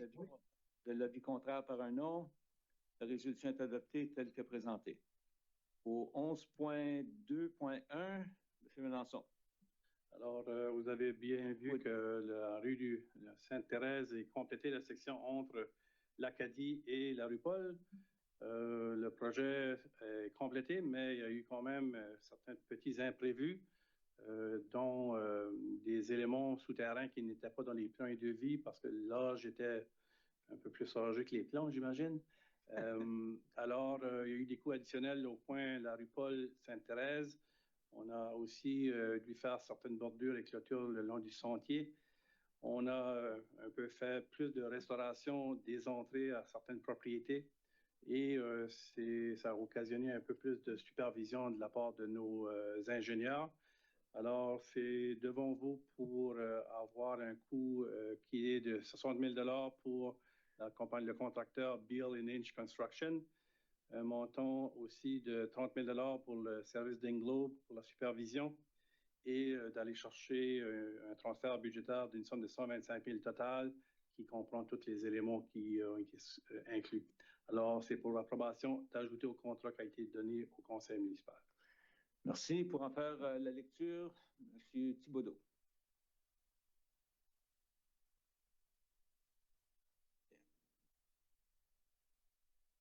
Voilà. Merci, M. le maire. Que le Conseil autorise un ajout au contrat visant le projet intitulé Reconstruction rue Sainte-Thérèse avec Beal & Inch Construction Limited au coût de 60 000 $ plus TVH et autorise en plus que cette dépense soit prélevée sur le compte numéro 3-3-35-58-7676, budget de mobilisation générale Reconstruction rue Sainte-Thérèse. Que le Conseil autorise un ajout au marché visant les services d'ingénierie relatifs au projet subventionné avec Englobe Corp au coût de 30 000 $ plus TVH et autorise en plus que cette dépense soit prélevée sur le compte numéro 3-3-35-58-7676, budget d'immobilisation générale, Reconstruction rue Sainte-Thérèse, et le compte numéro 4-3-90-58-7676, budget d'immobilisation d'eau et d'égout, Reconstruction rue Sainte-Thérèse. Et que le Conseil autorise un transfert budgétaire d'une somme de 125 000 $ du compte 3-3-35-58-7660, budget d'immobilisation générale, Reconstruction Chemin Gauvin, au compte numéro 3-3-35-58-7676, budget d'immobilisation générale, Reconstruction rue Sainte-Thérèse. Je vous le propose, M. le maire. Merci. Proposé par le conseiller excusez-moi. Thibodeau, et qui est appuyé par la conseillère Turgeon-Roy sur la question. Question, M. Rideau. Merci, M. le maire. Juste une question bien simple. La rue Sainte-Thérèse, est-ce qu'elle est cédulée pour l'an prochain, la nouvelle 6, qu'elle va être refaite? On va attendre, Monsieur le conseiller Brideau, l'adoption du budget le 24 novembre. Alors, ça fait partie des discussions du budget. Mais ça a été présenté lors du processus budgétaire que c'était dans l'année 2026 qui était la nouvelle phase. Elle est cédulée. C'est prévu, mais reste à être adopté par le conseil municipal. Merci. Merci bien. S'il n'y a pas d'autres questions, c'est que c'est en faveur de excusez-moi, M. Vedette. Merci, M. le maire. Juste une question, je ne sais pas si c'est une bonne question, mais je vais demander pareil. 60 000 et 30 000, ça fait 90. Comment ça fait qu'on a transféré 125 000? Monsieur Cormier, vous avez la réponse? Sinon, on va aller voir notre trésorière adjointe si jamais. Si elle est ici, elle peut peut-être m'aider sur celle-là. Madame Godbout.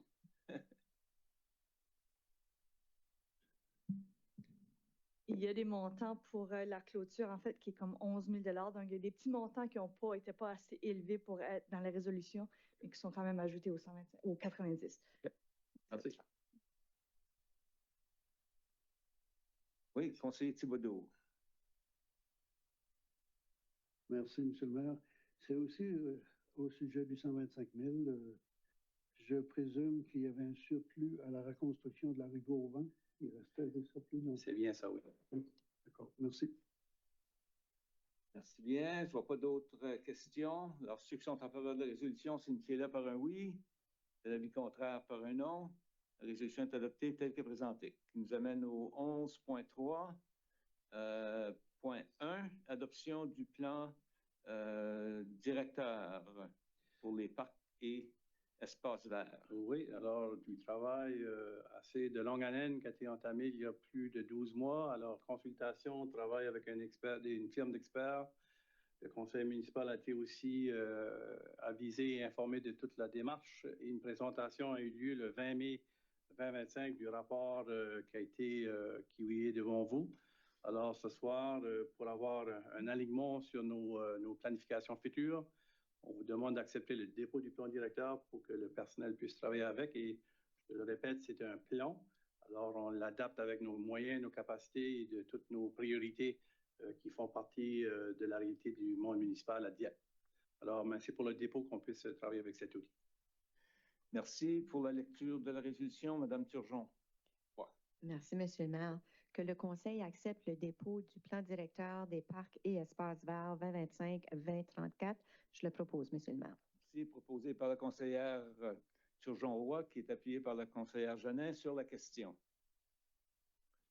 Question? Madame Godbout. Merci. Je voulais juste clarifier, j'ai retourné sur la présentation du 10 mai ou 20 mai qu'on avait. Est-ce qu'il y a eu des modifications qui ont été faites entre l'ébauche qu'on a vue cette journée-là et puis le rapport final qui nous a été présenté? Monsieur Bourque ou Monsieur Richard, je ne pense pas, mais je veux juste m'assurer, là. Il n'y avait pas de changement qui a été apporté suite au 20 mai.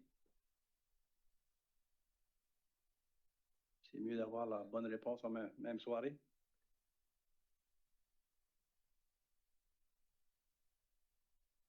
Alors, bonsoir. La réponse simple, c'est non. Il n'y a pas eu de changement à ce qui avait été présenté au mois de mai. Merci. Autre question? Sinon, ceux qui sont en faveur de la résolution, signifiez-le par un oui. De l'avis contraire, par un non. La résolution est adoptée telle que présentée.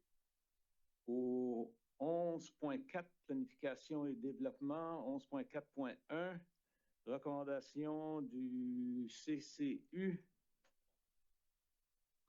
Oui, alors ici, on a un projet de lotissement.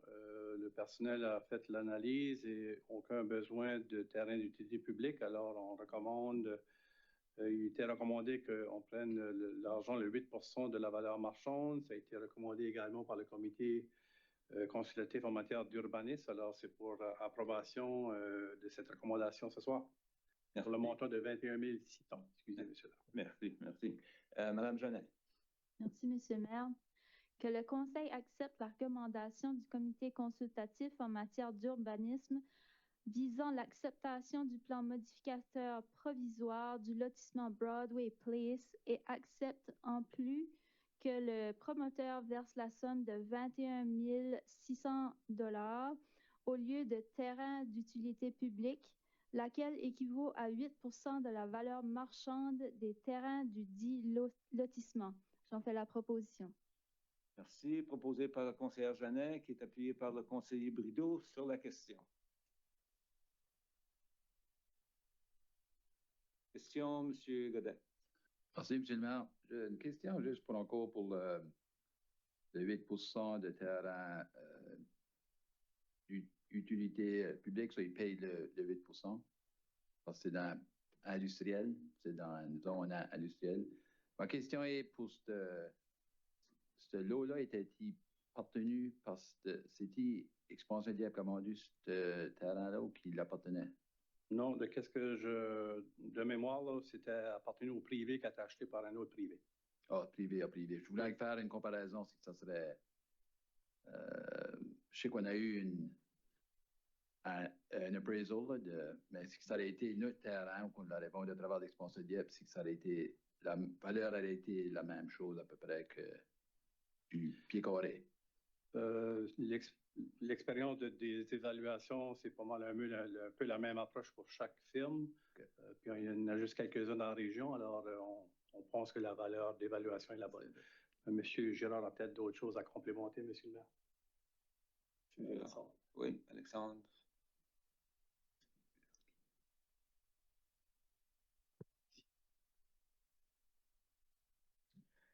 Merci, Monsieur le maire. Qu'est-ce qui se passe ici, c'est qu'il y a un lot qui est créé qui serait le plus petit des lots qui sont illustrés sur le plan de lotissement. Donc, la plus grande partie demeure ce qu'on appelle un reliquat, un remnant lot. Donc, le lotissement, on n'évalue pas le 8% sur le reliquat, juste sur le lot qui est créé. Donc, l'évaluation a été faite sur je vais essayer de zoomer in, je pense que c'est le lot 26-2.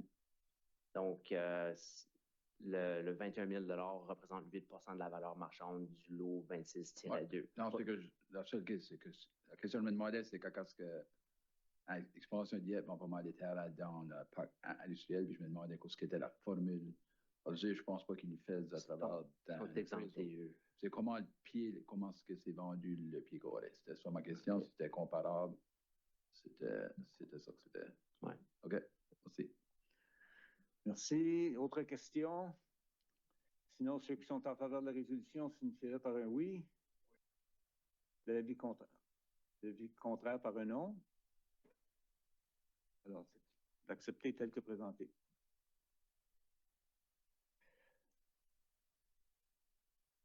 Prochain item, 11.4.2, plan provisoire au domaine des Roches.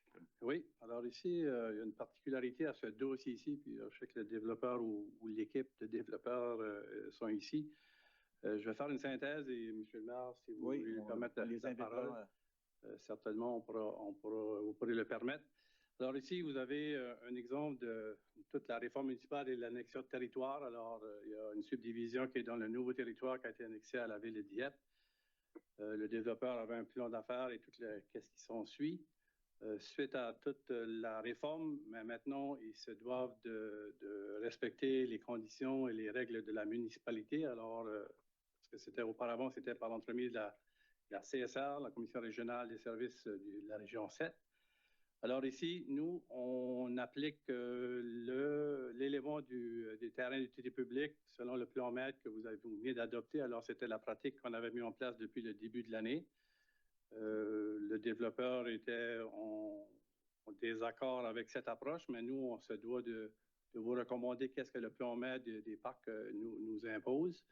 Le pouvoir vous revient quand même à faire cette réflexion-là s'il y a autre alternative.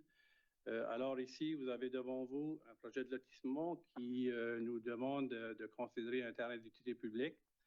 Les discussions avec le développeur nous proposent une alternative, d'avoir un espace moins grand et de débourser en argent la balance, alors, qui permettrait de pouvoir compléter son plan de développement selon le plan d'affaires que lui a préparé et que nous, on n'a pas copié parce que ce n'est pas rattaché à nos conditions. Alors, je vous fais une synthèse simple, mais c'est qu'est-ce qui a été mis sur la table. Je laisserai le développeur vous partager ses commentaires, mais pour nous, on respecte qu'est-ce que le plan et les règles à mettre en place et par la suite, vous aurez l'opportunité de poser des questions au personnel et à M. Hébert qui va se présenter dans quelques secondes. M. Hébert, votre nom complet, s'il vous plaît? C'est Philippe Hébert. Philippe Hébert. Bonsoir, bienvenue. Bonjour, je fais partie du groupe d'investisseurs du développement. Je tiens à préciser que on a eu des très bonnes discussions avec la ville. On a passé devant le CCU, on a eu l'approbation de notre motion du CCU. Fait que là, on est dans l'étape finale. Je tiens aussi à préciser que le développement, la phase 1 est déjà construite. Présentement, on est en attente le processus d'approbation avec le département de transport est différent que celui de la ville. Je tiens à le préciser un peu. Fait que il y a peut-être des choses qui sont un peu bizarres parce qu'on est dans une situation un peu différente que l'habitude dans la ville parce qu'en ayant pris part des espaces ruraux, on tombe encore avec une approbation du département de transport pour les routes et non seulement le développement. Donc, initialement, en 2023, quand on a débuté les travaux, on a eu l'approbation de la ville de Dieppe et du département de transport pour faire notre projet. Il n'y avait pas de conditions de 10%, tout ça. Avec la ville de Dieppe, c'est possible d'enregistrer le développement avant que les travaux soient terminés, avec le département de transport, c'est pas possible. Il faut que les travaux soient complètement complétés avant l'enregistrement. Donc, nous, on avait complété les travaux en dedans d'un an. On a eu notre approbation pour notre permis d'un an a commencé le 1er septembre 2023. Donc, il était échu en 2024. Les travaux n'étaient pas terminés. Avec le département de transport, il n'y a pas de date. Nous, en tant que... On a déjà fait des développements dans le même secteur avant que la ville a pris part. On n'avait jamais vraiment passé à travers du même processus. Ça a été une surprise cet été qu'on devait changer, d'avoir du terrain pour TUP. On ne s'en attendait pas. On pensait que c'était juste une réapplication finale. Fait on a fait l'étude de tous les parcs qu'il y a à Dieppe en termes de superficie. La superficie que nous, on propose, c'est 4000 mètres carrés. Tous les parcs à Dieppe, présentement, dans tous les développements, sont moins que ça, beaucoup moins en moyenne. Il y a seulement 2 parcs présentement qui sont plus que 4000 mètres carrés. C'est essentiellement un parc sur la Lavoie. L'autre parc, c'est le parc qui coïncide d'un jeu d'eau et un parc au parc Rotary. Tous les parcs dans les secteurs urbains sont plus petits que l'espace qu'on propose comme un accord avec de débourser la différence en argent monétaire.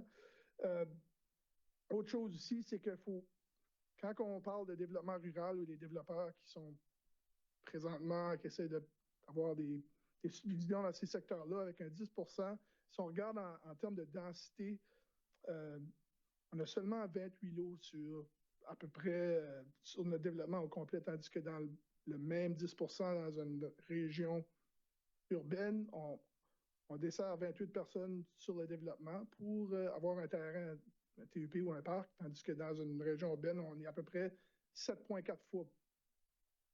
On a 7,4 fois plus de densité dans le même secteur en moyenne. Donc, c'est sûr que ça change un peu la façon de voir les choses parce qu'on a seulement 28 terrains. Donc, on pense qu'un terrain seulement de 4000 m² serait plus que suffisant pour avoir un aménagement qui serait bon pour le développement et aussi pour les régions avoisinantes parce que dans le secteur, il n'y a pas vraiment de parc. Il y a pas présentement, il n'y a aucun parc, il n'y a aucun sentier. Il n'y a aucune façon vraiment de se promener entre les subdivisions. Mais ça fait partie des contraintes quand on grandit le zonage d'une ville.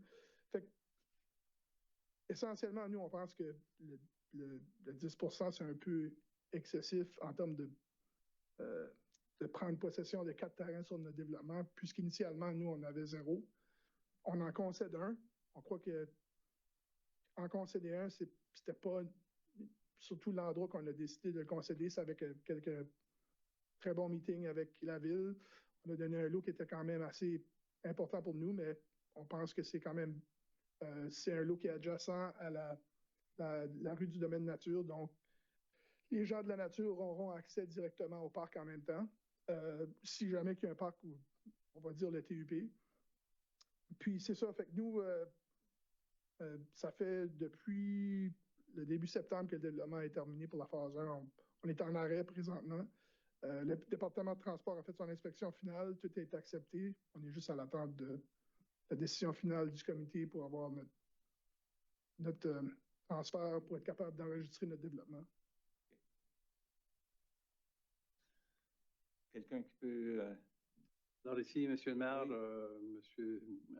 Monsieur Hébert a fait sa présentation. Je ne sais pas si les membres du conseil ont des questions pour lui ou le personnel actuellement sur le dossier. Aucune question. Oui, une question. Madame Godbout.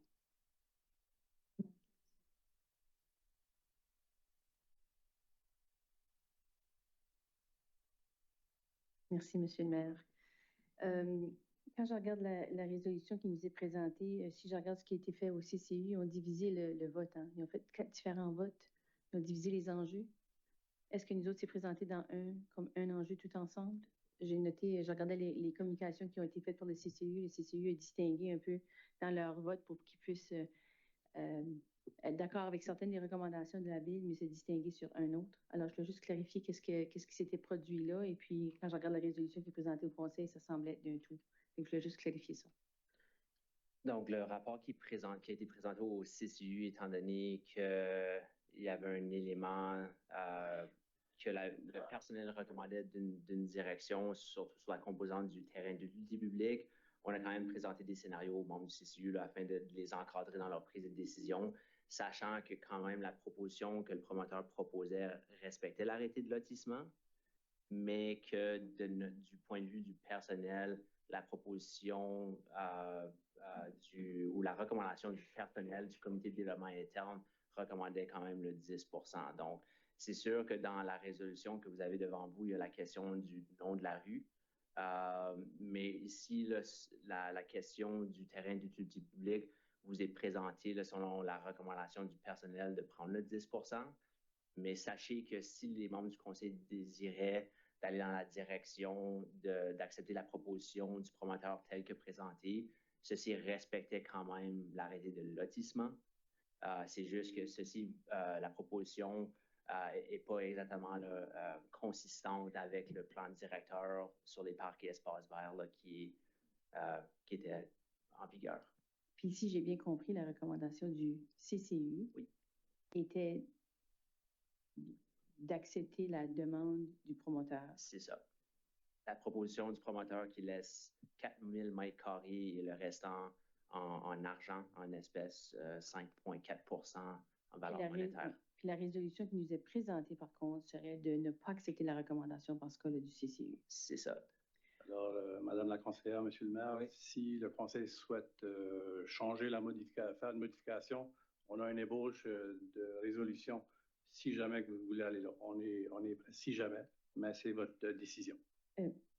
Merci. Ça aide ça à savoir, parce que je pense que c'est pour ça qu'on n'a pas encore lu la résolution non plus. Fait que merci pour la période de questions. J'avoue que c'est une situation très particulière. On se retrouve... j'ai 2 commentaires. Un, pour le promoteur. Arriver avec les mains propres, toujours plus facile. Alors, merci. Vous êtes arrivé, vous avez voulu travailler dans le cadre des règlements. Les règlements ont changé en cours de jeu. C'est un peu ça que j'ai compris. Oui. Puis quand les gens arrivent avec les mains propres, c'est beaucoup plus facile d'exercer des discrétions qu'on pourrait avoir à cet égard-là. Je trouve persuasif l'étude et les commentaires du CCU. Je ne sais pas si tu peux nous élaborer un peu sur les discussions, Alexandre, qui a eu lieu là. Ça a-tu été chaudement débattu, unanime? Les gens, c'était quoi le sentiment au niveau du CCU? On parle-tu du 4-3, là? C'était quoi? C'était pas mal unanime, les gens, en termes de comment est-ce qu'ils se sont sentis à l'égard de cette question-là? J'ai pas fait partie des discussions. C'était mon collègue François là, qui représente le service. À ce niveau ici, je pense que comme c'est encore là, pleine transparence, il y a des éléments à la proposition telle que présentée par le promoteur. Comme j'ai dit, l'important ici, c'est qu'elle respecte l'arrêté de lotissement. D'un autre point de vue, quand même, le rôle du personnel et le rôle du comité de développement, c'est de voir comment exécuter le plan directeur de parc et espaces verts. Il y a des différentes considérations. La recommandation que le personnel fait, ici, il voyait là, quand même qu'il y avait une opportunité d'aller chercher un plus grand terrain pour combler vraiment le besoin et les exigences du plan directeur. Pour être honnête avec vous, je ne pense pas que ceci a été chaudement contesté par les membres du CCU. Je pense qu'ils ont juste vu le point que la proposition telle que présentée semblait quand même à la base respecter l'arrêté de lotissement. J'ai 2 petites précisions dans ce cas-là à faire. Merci pour ces clarifications-là. À la page 131 de notre document qui nous a été présenté au Conseil, il y a 2 commentaires que je voulais clarifier. On parle, ça revient à la recommandation du personnel qui a été faite au CCU. On dit le personnel juge que le terrain proposé serait à une localisation adéquate. En termes de sa localisation, elle est dans une bout extrême du développement qui est en question, mais elle s'agence avec d'autres développements autour. On regarde à quoi comme population potentielle autour de là, comme en termes de... C'est quoi l'environnement ou le groupe que ça pourrait représenter comme utilisateur potentiel d'un terrain d'utilisation publique? C'est une bonne question. Il y a, à la base, tout le développement dans son ensemble n'a pas une forte population, là, une grande densité. Lancer un chiffre comme ça, on pourrait probablement desservir facilement une 50aine de terrains. Là. C'est juste comme j'ai mentionné ou comme qui a été mentionné, quand même, les distances sont plus grandes aussi, là. Dernière question que j'avais. Oui? Oui?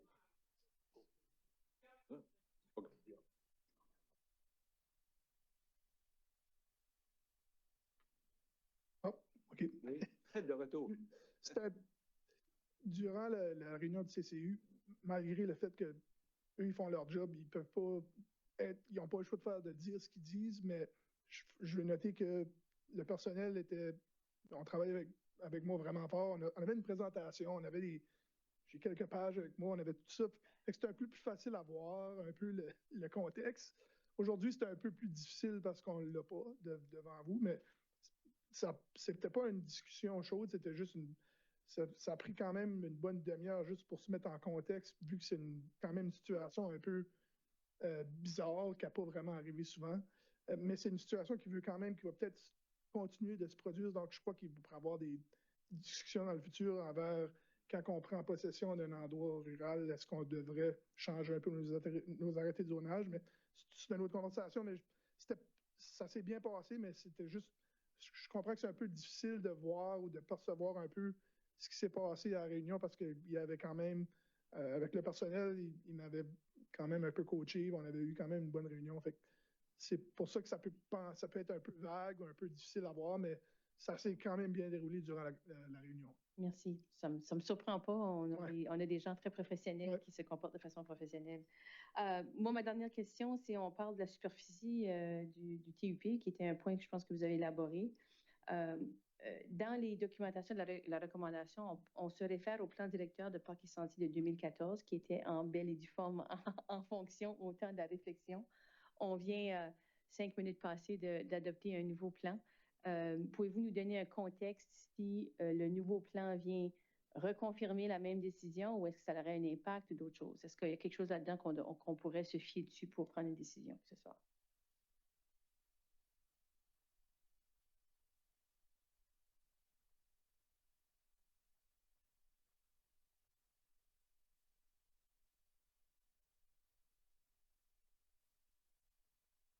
All right. La machine t'appelle Luc, ça. Donc, pour répondre à votre question, je pense que le plan directeur réaffirme le 10 000 mètres carrés là, en termes de superficie minimale. Merci. Merci. Question, M. Godette.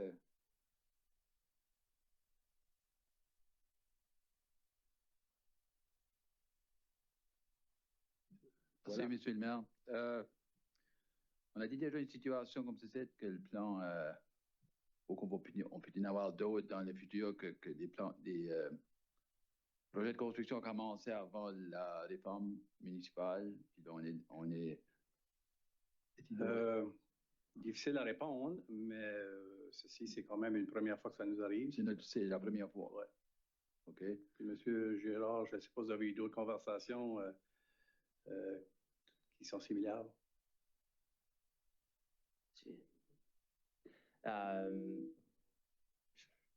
Je dirais pas que c'est impossible que ceci se reproduise, mais la nuance ici, c'est que la loi sur l'urbanisme nous barre un peu les mains par rapport à la loi dit directement dans le texte de la loi. On dit qu'un avis d'approbation est juste bonne pour 1 an. Okay. Donc, après ça, étant donné que l'avis d'approbation avait expiré, le conseil a adopté un nouvel arrêté avec une nouvelle exigence. Le personnel n'était pas en mesure de redonner son avis d'approbation.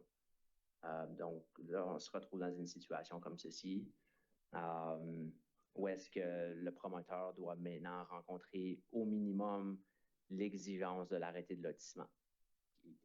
Qui encore là, j'ai mentionné, la proposition telle que présentée rencontre l'exigence de l'arrêté de lotissement n'est pas parfaitement alignée avec le plan directeur de parquet et sentiers. So, si je comprends bien, le 4000 mètres carrés, ça représente 2,7 %. So, il manquerait un 5,8 pour avoir le 8 %. C'est ça. Donc là, c'est soit qu'on va chercher le restant en terrain ou il y a une combinaison des deux. Donc là, qu'est-ce que le promoteur vous propose comme une proposition, c'est d'avoir le 4000 mètres carrés là, qui représente le pourcentage de 2, j'ai pas le chiffre devant moi, là, mais 2,7 %. Puis après ça, le restant, ça serait versé en valeur marchande, qui ferait une combinaison des deux pour arriver à un respect de l'arrêté de lotissement. La valeur marchande ici, avec le pourcentage, on aurait une valeur marchande là, de 20 000 $ là. OK. Merci. Merci, Monsieur le conseiller Lanteigne. Merci, Monsieur le maire. Je m'excuse, j'ai manqué le tout début de la réunion et puis je vais devoir m'abstenir de voter puisque je suis en conflit d'intérêts ici. Et alors, Monsieur le conseiller Lanteigne, dès votre tour, vous pourriez signer le formulaire. Oui, je m'excuse, j'aurais dû faire ça auparavant. J'ai juste réalisé ça tantôt. Yeah. OK. Qu'est-ce qui est votre désir?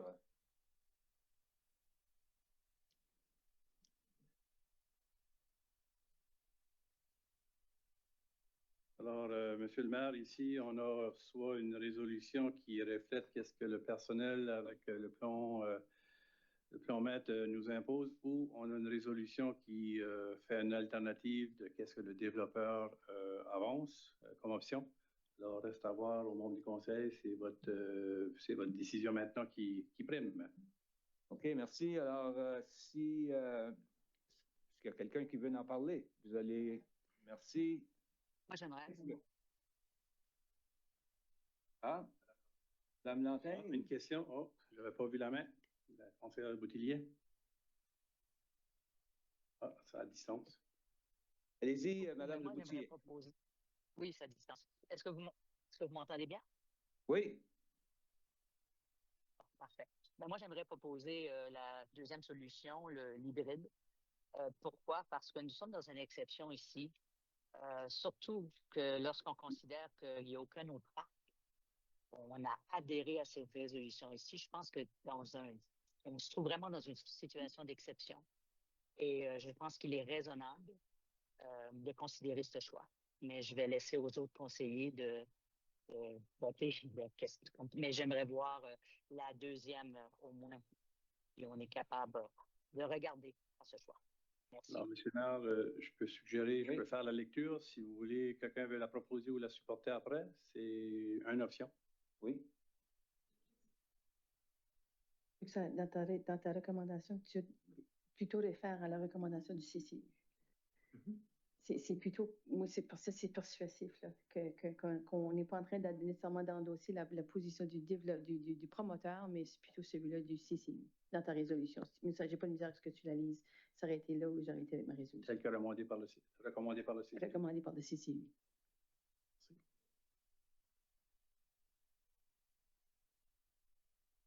Dans le contexte qu'ils ont étudié beaucoup plus aussi. Donc, je vais en faire la proposition. Je vais en faire la lecture pour que les gens savent qu'est-ce qu'ils vont voter.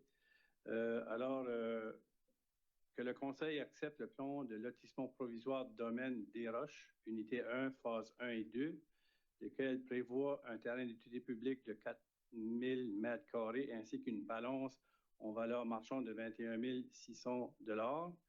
Il est également recommandé que le Conseil accepte le nom de la rue des Bâtisseurs pour le prolongement d'une rue prévue dans la phase 2, développement du domaine des Roches, comme démontré sur le plan de lotissement provisoire, domaine des Roches, unité 1, phase 1 et 2.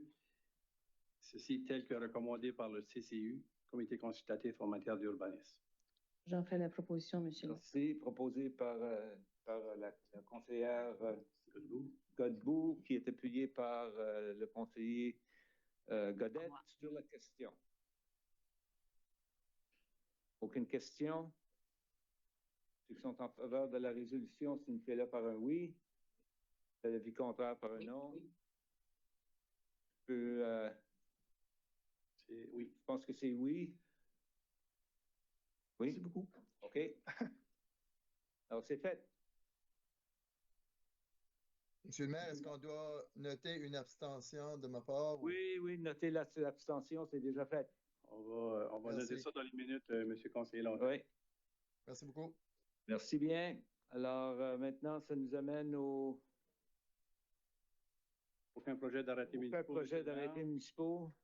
Et vous avez devant vous un avis de motion pour la politique Z. Politique Z. Programme d'incitatif en matière de logement sans but lucratif. Alors, le personnel en a fait la présentation. Oui. Au comité politique et stratégie. Alors, c'est pour considération à la prochaine réunion. Merci. Et ça nous amène à la levée de la réunion. Non, des demandes de renseignement des membres du conseil, si évidemment. vous le permettez, naturellement. Où est-ce que je m'en vais? On va débuter avec M. Godette.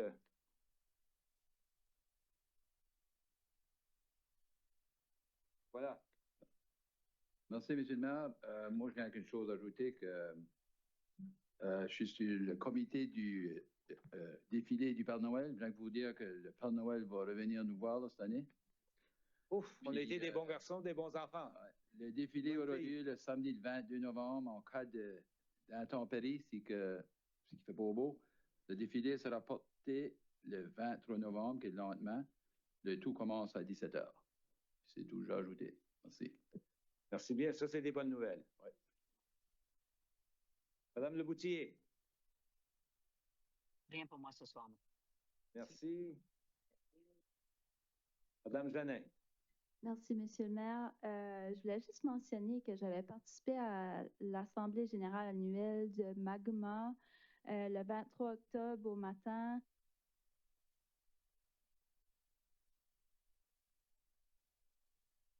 Il y a plusieurs prix qui ont été remis à des gens dans la communauté pour leur bénévolat, mais également des reconnaissances pour le travail de certains employés qui, ça fait plusieurs années, ils sont là. Puis une partie coup de cœur de cet événement-là était vraiment, à la fin, il y a eu un panel de discussion qui reflétait un peu l'activité qu'ils font de bibliothèque vivante. Puis c'était une belle expérience d'entendre l'expérience de ces personnes-là quand ils sont arrivés ici, leur vécu. Puis donc merci à cette organisation pour le travail qu'ils font chaque jour. Puis également, une autre organisation qu'on a ici à Dieppe, c'est le CAFI. Le CAFI, cette semaine, aura son festival Monde en Fête, que je ne pourrai pas participer ce week-end, malheureusement. Mais je voulais juste souligner à la population de regarder la programmation parce que vraiment, à chaque année, c'est une belle programmation. Entre autres, ce vendredi, la soirée Gala en blanc. Donc, c'est tout pour moi ce soir. Merci bien, M. Brideau. Merci, M. le maire. Alors, moi, j'ai rien pour ce soir, excepté que je voudrais juste souhaiter souhaiter, c'est une façon de le dire, c'est la fête des vétérans demain. Alors, on invite les gens à venir célébrer cette occasion de saluer nos vétérans. Alors, tout ça va se passer à l'école polyvalente c'est-à-dire au collège communautaire. C'est Mathieu Martin? Oui. Alors, bienvenue à tout le monde et ne vous gênez pas de saluer les militaires, les vétérans à ce moment-là qui vont faire le défilé dans la salle, puis c'est une belle cérémonie. Alors, à vous tous. Bonsoir. Merci. Monsieur Brideau. Thibodeau, excuse-moi. Merci, M. le maire. En parlant de cérémonie, ce matin, j'ai assisté à une cérémonie spéciale du jour du souvenir à l'école Mathieu Martin, qui était organisée par les élèves. En fait, c'était en partie des apprentissages scolaires pour eux, parce qu'ils devaient faire des recherches sur l'origine du coquelicot comme symbole, rôle des casques bleus, etc. Alors, ça a été une cérémonie très intéressante, puis alors, je remercie les élèves et la direction d'école d'avoir organisé ça, parce que je pense que c'est bon que les élèves apprennent qu'est-ce que c'est le jour du souvenir et pourquoi ça existe, et puis qu'ils reconnaissent les anciens combattants qui se sont sacrifiés pour notre liberté d'aujourd'hui. Alors, c'est tout, M. le maire. Merci bien, Mme Turgeon-Roy. Merci, M. le maire. La semaine dernière ou 2 semaines passées, j'avais parlé du fait que beaucoup d'étudiants viennent dans dans notre lieu de rassemblement pour leurs activités d'apprentissage. On a l'honneur d'avoir les gens en sciences politiques, ceux qui participent au jeu de sciences politiques, Emma et Ophélie Chiasson. Ophélie qu'on connaît déjà impliquée beaucoup dans la ville, dans la communauté. Donc, bienvenue. J'espère que vous avez apprécié le conseil ce soir. Puis, ils veulent faire une photo avec nous autres. On est chanceux. On va faire une photo avec nous autres après la réunion. Bienvenue. Merci d'être là. Bravo. Madame Fedbeau. Merci, Monsieur le maire. Je vais vous joindre demain, conseiller Brideau, aux activités justement pour le jour du souvenir à Mathieu Martin. Alors, j'invite aussi la communauté à nous joindre. Ce soir, je voulais signaler que c'est une belle occasion, les gens dans la salle, mais aussi dans notre population, de vraiment voir le beau travail de nos employés. Ce soir, il faut noter que notre groupe d'urbanistes ont été en plein exploit ce soir. Mais c'est vraiment une belle occasion et je tiens à souligner que vous nous avez nourris avec l'information qu'il nous faut pour prendre des décisions éclairées. Puis c'est vraiment ça le travail. Alors, on le reconnaît ce soir. Ce soir, ça semble être le spot sur cette équipe-là. Le spot change de place à souvent toutes les réunions, mais c'était un peu particulier ce soir. Alors, merci pour toute ton équipe là-dessus. Je vous remercie.